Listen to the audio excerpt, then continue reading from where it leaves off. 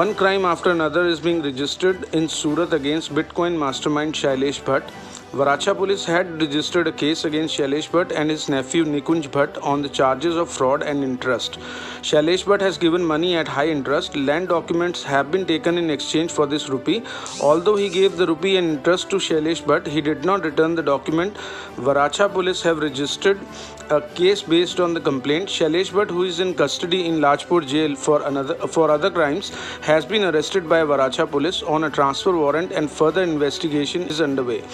Shailesh Bhatt was a mastermind of Bitcoin in Gujarat and Surat. He also had Bitcoin. So CID crime exposed the whole scam by arresting Shailesh Bhatt in the banned Bitcoin case. Later, Shailesh Bhatt and his accomplice were arrested in Sarthana on charges of illegal occupation of the builder's land and threats.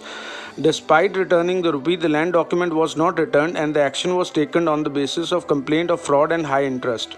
Thus, Shailesh Bhatt swindled crores of rupees in Bitcoin, and in some cities of Gujarat, complaints were also registered against him. In Surat, note 1 but 2 complaints have been registered.